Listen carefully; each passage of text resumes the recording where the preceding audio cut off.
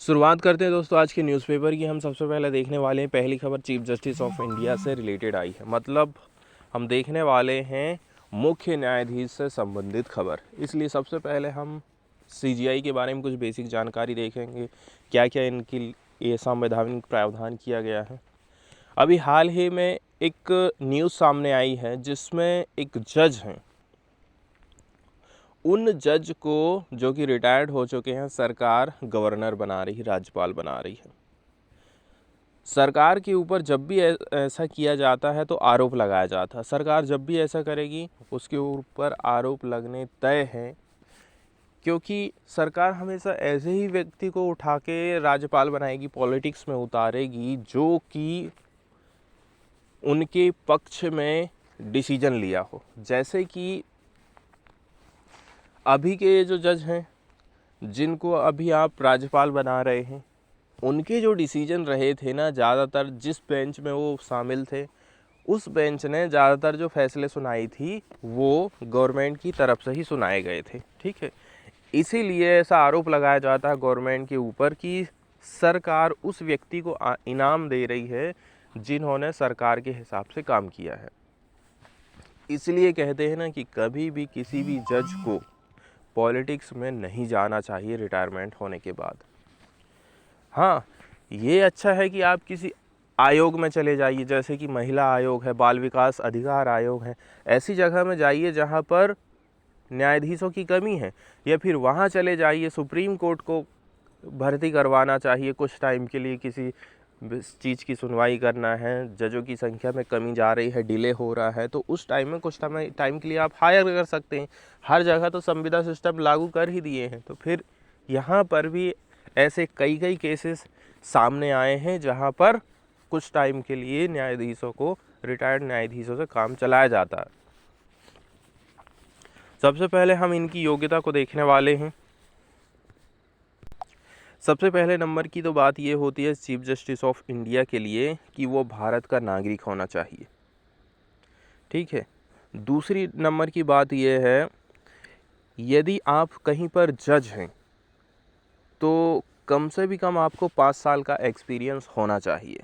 ठीक है, किसी भी उच्च न्यायालय में या फिर ऐसे 2 या 2 से अधिक न्यायालयों में लगातार कम से भी कम 5 वर्षों तक वो न्यायाधीश रहा हो। किसी हाई कोर्ट में या फिर ऐसे 2 या 2 से अधिक न्यायालय में लगातार कम से कम 10 वर्षों तक वो वकील रहा हो। देखिए, यदि आप हाई कोर्ट में हैं, हाई कोर्ट में नहीं काम कर रहे हैं, तो फिर आप यदि दूसरे किसी न्यायालय में काम कर रहे हैं तो 2 न्यायालय में कम से भी कम 2 या फिर 2 से अधिक न्यायालयों में, ठीक है, कोर्ट में कम से भी कम आप यदि 5 सालों तक क्या रहे, आपको जज रहना पड़ेगा, तो आप सीजीआई बन सकते हैं। दूसरे नंबर की बात है, यदि आप वकील हैं तो हाई कोर्ट में आपने 10 साल काम कर लिया है, या फिर किसी अन्य न्यायालय ने आपने 10 साल का अनुभव है आपको वकालत का, आप वकील रहे हैं, तो भी आप सीजीआई बन जाते हैं। इसके साथ साथ में राष्ट्रपति को लगना चाहिए कि आप कानून के जानकार हैं, तब जाकर के आपको सीजीआई बनाया जाता है। संविधान ने सुप्रीम कोर्ट के न्यायाधीश के रूप में नियुक्ति के लिए न्यूनतम आयु सीमा निर्धारित नहीं करी है। ये यहाँ पर सबसे इम्पोर्टेंट फैक्ट है कि क्योंकि हम ज़्यादातर जो देखते हैं, जैसे कि राष्ट्रपति बनना है, आपको मुख्यमंत्री बनना है, इसके लिए उम्र निर्धारित करी गई है, ये इतने साल कम से भी कम होना चाहिए। लेकिन सीजीआई यदि आपको बनना है तो इसके लिए किसी भी प्रकार की तय सीमा नहीं करी गई है उम्र को लेकर के। सर्वोच्च न्यायालय के जो न्यायाधीश रहते हैं वो 65 साल की उम्र तक सेवा देते रहते हैं। ठीक है, फिर सीजीआई की नियुक्ति के लिए संविधान में आर्टिकल 124(2) है, और इनकी अपॉइंटमेंट, इनकी जो नियुक्ति है वो राष्ट्रपति करता है। इसके हिसाब से देखिए, सर्वोच्च न्यायालय के सबसे पुराने, सबसे वरिष्ठ मतलब सबसे ज़्यादा जो सीनियर व्यक्ति है, इसको सीजीआई के रूप में नॉमिनेट किया जाता है। सर्वोच्च न्यायालय के वरिष्ठतम न्यायाधीश की सिफारिश के संबंध में आधिकारिक तौर पर मौजूदा सीजीआई विधि और न्याय मंत्रालय को सूचित किया जाता है। सबसे पहले सीजीआई के द्वारा कौन कौन से लोग को और जज बनाना है, ये कानून मंत्रालय को जानकारी भेजी जाती है। ठीक है, अब ये जानकारी कहाँ चले जाएगी? प्रधानमंत्री के पास चले जाएगी। फिर प्रधानमंत्री राष्ट्रपति को सिफारिश देता है, सलाह देता है, और राष्ट्रपति इसकी बाद में नियुक्ति करता है। तो इतनी लंबी प्रोसेस रहती है, मतलब सीधा सीधा यहाँ पर कोई प्रोसेस नहीं है कि फटाफट काम हो जाए।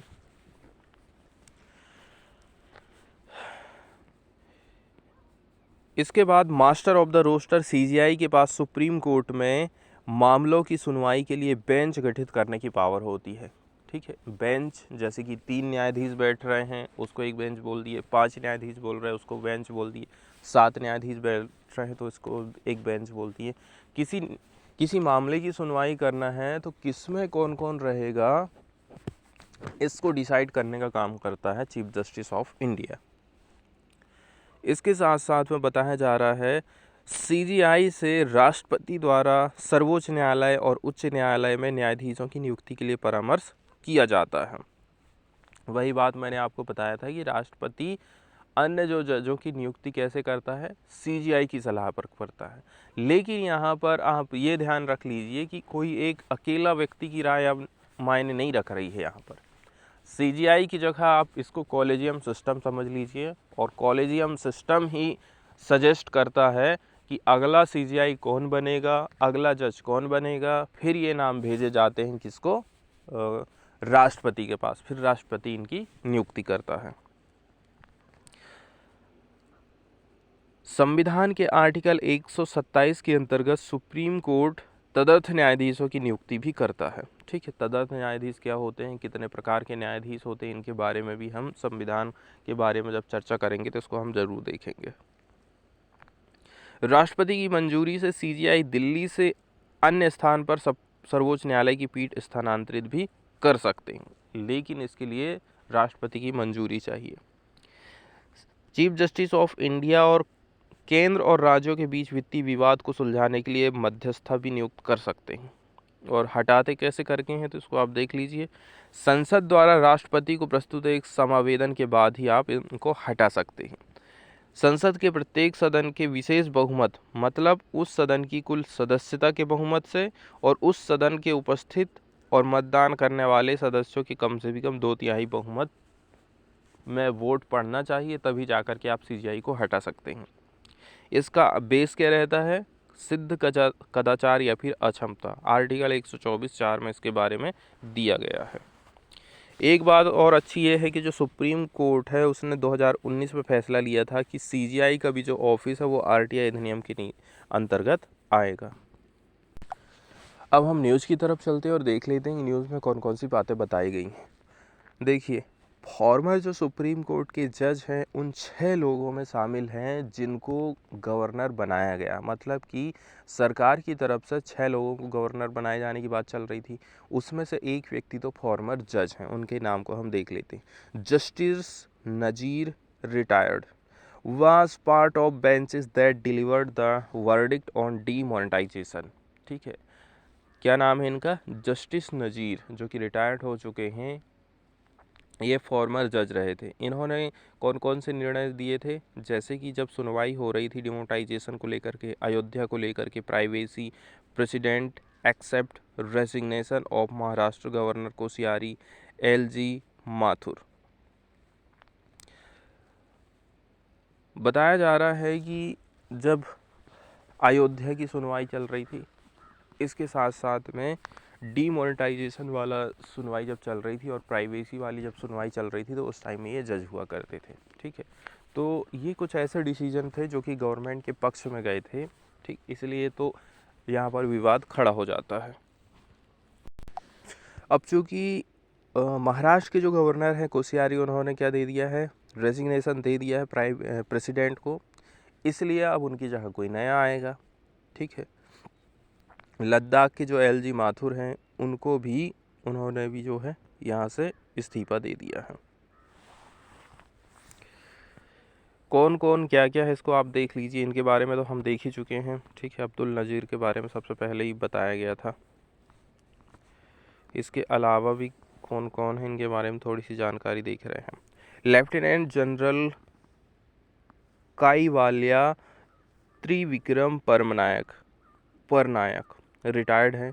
इन्होंने काम किया था as a commander of armies prestigious northern command. He will be governor of the Arunachal Pradesh. अब इनको अरुणाचल प्रदेश का गवर्नर बनाया जा रहा है। इसके बाद हैं लक्ष्मण प्रसाद आचार्य, एक बीजेपी के लीडर हैं। वो पहले मेंबर रहे थे उत्तर प्रदेश लेजिस्लेटिव काउंसिल के, उत्तर परिषद में जो विधान परिषद है वहाँ के एक मेंबर रहे हैं। ये बन जाएंगे गवर्नर सिक्किम के। फिर सीपी राधाकृष्णन, ये 2 बार जो है लोकसभा के सदस्य रहे हैं। कहाँ से? बीजेपी से, और कोयम्बटूर से ये चुनाव लड़ते थे। अब इनको गवर्नर बनाया जा रहा है झारखंड का। फिर आ जाते हैं शिव प्रसाद शुक्ला। इस सेकंड नंबर की जो पिक्चर आपको दिखाई दे रही पहले नंबर की, ये मिनिस्टर ऑफ स्टेट हुआ करते थे फाइनेंस के मामले में मोदी की गवर्नमेंट में। पहली मोदी की गवर्नमेंट जब आई थी उस टाइम में स्टेट फाइनेंस मिनिस्टर हुआ करते थे। ये हिमाचल प्रदेश के अब गवर्नर बन रहे हैं। फिर आ जाते हैं Gulab Chand Kataria. He is the sitting leader of opposition in the Rajasthan assembly, will be governor in Assam. तो इनको जो है आसाम का गवर्नर बनाया जा रहा है। गुलाब चंद कटारिया असम के रहेंगे। शिव प्रसाद शुक्ला हैं कहाँ के? हिमाचल प्रदेश के।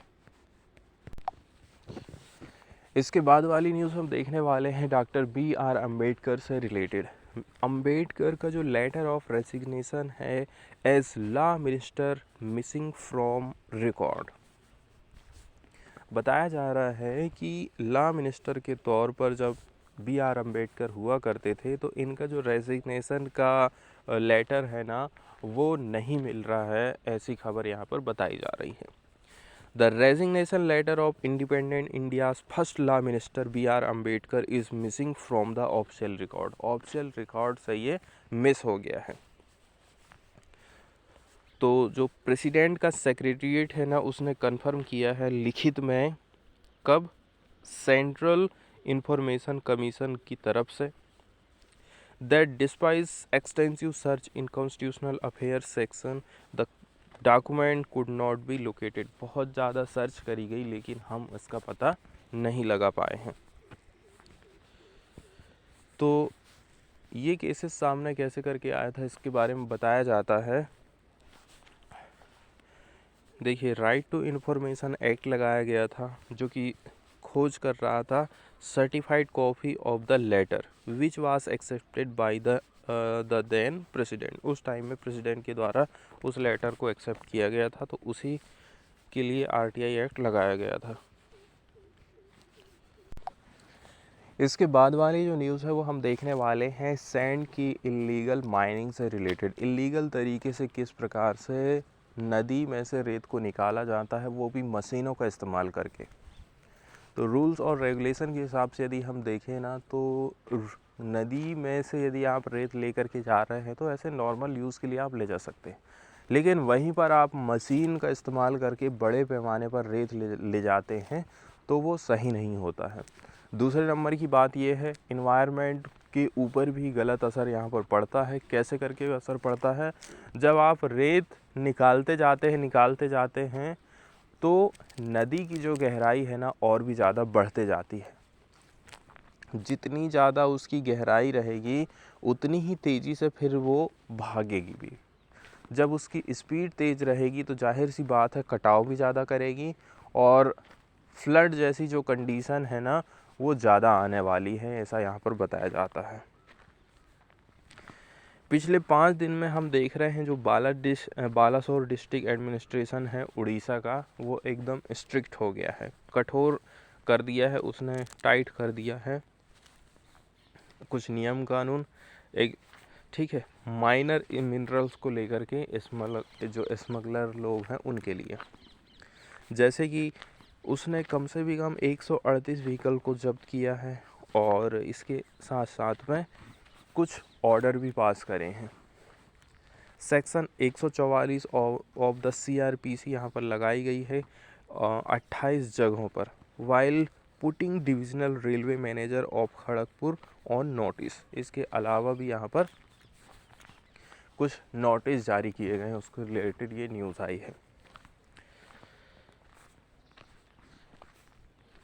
तो ये सारी जो चीज़ें हम देख रहे हैं, ये सारे कदम आखिर उठाए क्यों गए हैं? एक ही रीज़न है इसका, इलीगल माइनिंग का, इसलिए ये कदम उठाए गए हैं। तो ये जो एरिया आप देख रहे हैं ना, ये एरिया वेस्ट बंगाल से लगा हुआ है, मतलब कि एकदम लास्ट वाला हिस्सा है उड़ीसा का। ये क्या बोलते हैं, कुणाल मोतीराम चावन एक 2020 बैच के आईएएस ऑफिसर हैं। इनके ऊपर अटैक किया गया था सैंड माफिया के द्वारा इस हफ्ते के पहले। तो बहुत सारे जो केसेस हैं फिर माफिया के खिलाफ में दर्ज किए गए। अब आप देख लीजिए, जब किसी आईएएस ऑफिसर के ऊपर हमला हुआ तब जाकर के आपने एक्शन लेना चालू करे हैं। ऐसी तो नॉर्मल अभी तक आप कुछ कर नहीं रहे थे। तो ये भी है कि जब तक आप कुछ कार्यवाही करेंगे नहीं, और इसमें सब लोगों की मिली भगत रहती है, सब पैसा कमाते हैं, इसलिए उनका कोई कुछ नहीं बिगाड़ सकता है। अब हम देख लेते हैं नेशनल ग्रीन ट्रिब्यूनल के हिसाब से, एनजीटी के हिसाब से यदि हम बात करें ना, तो जो माइनर मिनरल्स होते हैं, ये सोर्सेस, माइनर मिनरल्स की जो सोर्सेस होते हैं ना, उनको हम ऑक्शन पे नहीं देते हैं, मतलब उनको लीज में हम नहीं देते हैं। जहाँ पर हम जैसे कि रेत मिल रहा छोटी मोटी नदियों के ऊपर, तो उनकी ऑक्शनिंग नहीं की जाती है। फिर भी हम देख रहे हैं जो क्रिटिकल कंपोनेंट है उसकी कितनी ज़्यादा डिमांड चलती है इंफ्रास्ट्रक्चर के डेवलपमेंट के मामले में। ठीक है, हाउस निर्माण करना है तो आप नदी जाते हैं, नदी की रेत को उठाए, ठीक है, और घर बनाना चालू कर दिए। Has forced operator to go extraction of minerals, और यही तो एक कारण है जिसके चलते चलते ये जो लोग हैं ना, इसका एक्सट्रैक्शन करते हैं, खुदाई करते हैं। फिर इम्बोल्डेंड मतलब होता है प्रोत्साहन करना, by slack enforcement and little to no surveillance of revenue officer. Revenue officer जो है सर्विलांस नहीं कर सकते हैं, नियम कानूनों में ढील ढाल है, इसी के चलते चलते ऐसा होता है। इसके बाद हम सीधे चलते हैं एडिटोरियल वाले पेज की तरफ और देख लेते हैं प्रमुख एडिटोरियल को। तो एक जो हम पहला आर्टिकल देखने वाले हैं वो इंडिया और यूएस के रिलेशन को बताता है, पार्टिकुलरली अंतरिक्ष के संबंध में। इस प्रकार के जो आर्टिकल्स होते हैं कम ही छापे जाते हैं, इसलिए हमारे लिए इम्पोर्टेंट हो जाता है। India US space cooperation from handshake to hug, ठीक है, हाथ हिलाने से लेकर के गले मिलाने तक के रिलेशन में किस प्रकार से चेंजेस हमको आए हैं वहाँ पर बताया जा रहा है। इंडिया और अमेरिका दोनों ही जो है तैयार हैं, दोनों ही एग्री हो गए हैं कि हम जो है एडवांस स्पेस कोलैबोरेशन करेंगे बहुत सारे एरिया में, under the initiative on critical and emerging technology. इसके लिए जो इनिशिएटिव हम लेकर के आए हैं क्रिटिकल और इमर्जिंग टेक्नोलॉजी को लेकर के, इस क्षेत्र में दोनों देश काम करेंगे। इसमें कौन कौन सी चीज़ें आ गई हैं, जैसे कि ह्यूमन स्पेस एक्सप्लोरेशन है, कमेरिकल स्पेस पार्टनरशिप है। ये काफ़ी क्रूशियल टाइम पर इस प्रकार की घोषणाएं हमको देखने को मिली हैं। This follows from the eighth meeting of in US-India Civil Space Joint Working Group that was held on 30 से 31 जनवरी 2023। ये सारे जो डिसीजन यहाँ पर आपको दिखाई दे रहे हैं, ये हमें कब देखने को मिले थे? अभी हाल ही में जो मीटिंग आयोजित हुई थी वहाँ पर। फिर नवंबर 2022 में क्या हुआ था, यूएस ने अपने कुछ चालू करा था प्रोग्राम, जैसे कि आर्टिमिस प्रोग्राम। इसके अंतर्गत उसने लॉन्च किया था ओरियन स्पेसक्राफ्ट। कहाँ पर भेज रहा था ये? मून की तरफ में। And bringing it safely back to the earth, उसने चंद्रमा में अपने यान को भेजा। इसके बाद उसने अपने यान को वापस पृथ्वी पर सुरक्षित ला लिया था। अब इंडिया खुद चाह रहा है कि हम अपना पहला ह्यूमन स्पेस फ्लाइट मिशन भेजें, जिसका नाम रखा गया गगनयान 2024 तक। जो चीज़ लोग 1970-80 के दशक में कर चुके हैं वो हम काम 2024 में करने वाले हैं। तो सोचिए आप हम कितने ज़्यादा पिछड़ चुके हैं। तो गगनयान जिसको हम भेजने वाले हैं 2024 में, दोनों ही जो कंट्री हैं उन्होंने सिग्निफिकेंट स्ट्राइड लिया है। स्ट्राइड मतलब कदम बढ़ाए हैं in advancing the private space sector. Private space sector को बढ़ावा देने के लिए भी दोनों देशों की तरफ से कई सारे कदम उठाए गए हैं।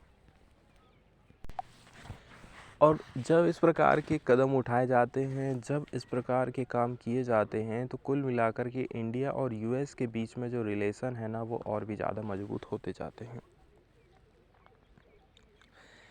India could secure technologies and expertise by collaborating with an advanced spacefaring nation. India क्या है, अपनी टेक्नोलॉजी को और एक्सपर्टाइज को सिक्योर कर सकता है यूएस के साथ में कोलैबोरेशन कर करके। US could strengthen its relationship with India on a matter that seems less controversial than other. ठीक है, कुछ ऐसे मैटर जो कि कम कंट्रोवर्शियल हैं उनके ऊपर काम करना चाहिए अमेरिका को भी, ऐसा यहाँ पर बताया जाता है। लेकिन देखिए ये सब कुछ सीधा सीधा और सही सही नहीं है। Certain structural factor limit the extent to which US and India can collaborate in the short term. कुछ सर्टेन स्ट्रक्चरल फैक्टर ऐसे हैं, ठीक है, इनकी लिमिट है the extent to which India and US can collaborate in the short term। कुछ क्षेत्र ऐसे हैं जहाँ पर इनको थोड़े से टाइम के लिए काम करना है। This is why India-US cooperation can advance at measured pace to enable sustainable long-term civilian and military space partnership। दूसरे नंबर की बात यह है, हमें मिसमैच देखने को मिलता है कैपेबिलिटीज़ में भी, और दोनों की जो उद्देश्य हैं उसमें भी मिसमैचेस हमको दिखाई देता है। पहला जो स्ट्रक्चरल फैक्टर है, ठीक है, जो सीमित है long term India US space cooperation को लेकर के, यहाँ पर हमें मिसमैच देखने को मिलता है दोनों देशों के इंटरेस्ट आउटर स्पेस में। जैसे कि इंडिया भी आउटर स्पेस में जाना चाहता है, अमेरिका भी आउटर स्पेस में जाना चाहता है, लेकिन दोनों का जो इंटरेस्ट है, दोनों का जो रुचि है वो अलग अलग चीज़ के लिए है। यूएस ने कमिटमेंट किया है, ठीक है, कि वो रिटर्न हो जाए, committed to returning to the moon. Moon में जाना भी है और मून से आना भी है, and this time to stay there for a long term. लेकिन इस बार हम एक ऐसा काम करेंगे कि अब हम लंबे समय के लिए जाएंगे, ऐसे यहाँ पर बताया जा रहा। चूँकि यूएस और इसके जो पार्टनर हैं वो जोर दे रहे हैं importance of maintaining capabilities in low earth orbit. Low earth orbit में मेंटेनिंग कैपेबिलिटीज़, लो अर्थ ऑर्बिट में अपनी कैपेबिलिटी को ये लोग बढ़ावा देना चाहते हैं।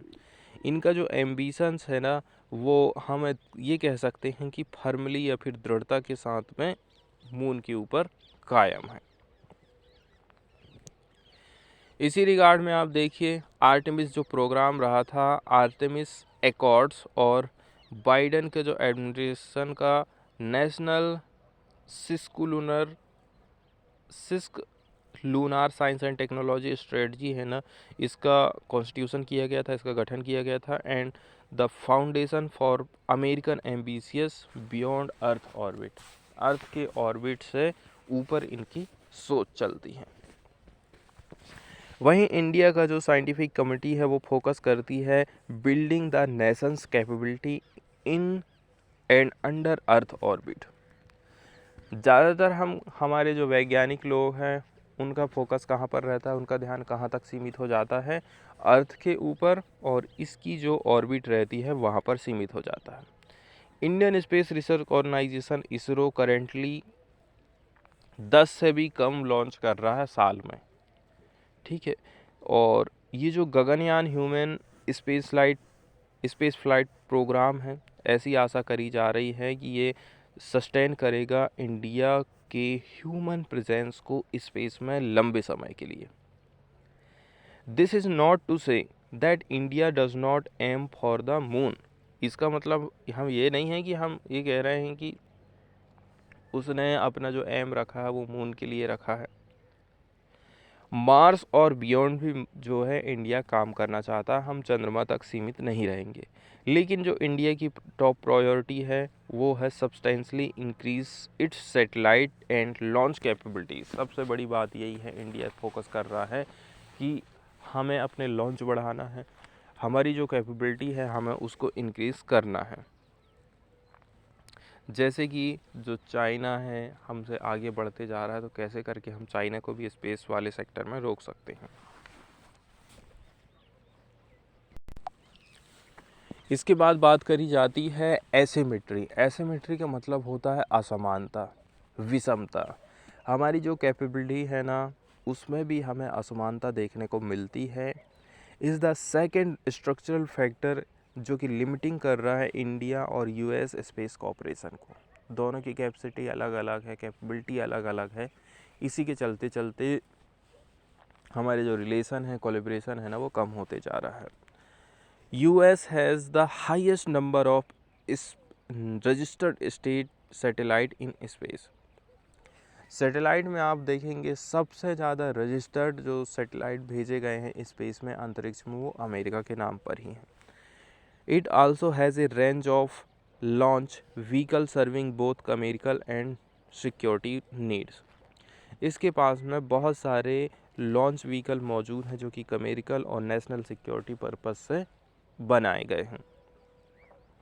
प्राइवेट जो संस्था है स्पेस एक्स एग्जाम्पल के तौर पर मैनेज किया है एक रिकॉर्ड को, 61 लॉन्च किया है साल 2022 में। मतलब 2022 में 61 लॉन्चिंग अभी तक की गई है, खाली एक ही साल में। वहीं इसरो आप देख लीजिए तो एक साल में कितने कर रहा है, मिनिमम 10, गिने चुने 10 जो है लॉन्च करता है। तो ये higher than the number of launches undertaken by any other commercial entity और कंट्री। इसके बाद सबसे इम्पोर्टेंट जो महत्वपूर्ण कदम आपको दिखाई देने वाला है वो है space station. International space station जो बनाया गया है अंतरिक्ष में, उसको आने वाले टाइम में छोटे मोटे जो स्पेस स्टेशन है ना वो उसको रिप्लेस कर देंगे। ठीक है, तो ये भी इंटरनेशनल स्पेस स्टेशन के लिए एक चुनौती आने वाली है। 2030 तक कई सारे जो स्मॉलर स्टेशन हैं हमको देखने को मिल जाएंगे अंतरिक्ष में। तो जो ग्रेटेस्ट चैलेंज है इंडिया के लिए वो क्या है, lack of capacity. The country has just over 60 satellites in orbit and can not undertake double digit launches annually. अंतरिक्ष में हमारे मात्र जो है 60 सैटेलाइट्स हैं, या थोड़े बहुत उससे ऊपर नीचे हो सकते हैं। हर साल हम जो है डबल डिजिट में लॉन्चिंग नहीं कर पा रहे हैं, ये एक यहाँ पर दिक्कत वाली बात ये है। Indian government also open the space industry to private sector only in 2020 में हमने जो है प्राइवेट सेक्टर के लिए इंडस्ट्री ओपन किए हैं। इसके बाद वाली न्यूज़ हम देखने वाले हैं एरो इंडिया प्रोग्राम से रिलेटेड। तो एरो इंडिया प्रोग्राम का आयोजन किया जाएगा ताकि हमारी जो फ़्लाइट वाली इंडस्ट्री है, जैसे कि बहुत सारे विमान इंडिया के द्वारा बनाए जाते हैं, चाहे वो लड़ाकू वाले विमान हो चाहे फिर अन्य वाले विमान हो। इस प्रकार के जो विमान बनाए जा रहे हैं उस इंडस्ट्री को बढ़ावा देने के लिए ही, ठीक है, बहुत सारी कंपनियां इसमें आगे आती हैं, अपने अपने जो फ़्लाइट है, अपने अपने जो हवाई जहाज़ हैं उनका वो प्रचार प्रसार करती हैं। ठीक है, तो इसी को बढ़ावा देने के हिसाब से ही जो है एरो इंडिया प्रोग्राम को चालू किया गया है। इस बार हमको 98 पार्टिसिपेटिंग नेशंस देखने को मिलने वाले हैं। तो प्रधानमंत्री के द्वारा जो है 5 पार्टिसिपेट किया जाएगा 5 दिन के इस इवेंट में। और इस MOU को जो साइन किया गया उसका अंदाज़ा बताया जा रहा है 75,000 करोड़ रुपया का, ऐसा अंदाज़ा लगाया गया, एक्सपेक्टेशन किया गया है। India to pitch indigenous military hardware to friendly countries at defence ministers conclave. तो डिफेंस मिनिस्टर्स के कॉन्क्लेव का आयोजन किया जाएगा। इसमें इंडिया अपनी तरफ से कुछ हार्डवेयर प्रस्तुत करेगा जिसको इंडिया खुद बना रहा है, जो फ्रेंडली रिलेशन है उनके लिए। 14वें नंबर का जो edition of biennial Aero India programme है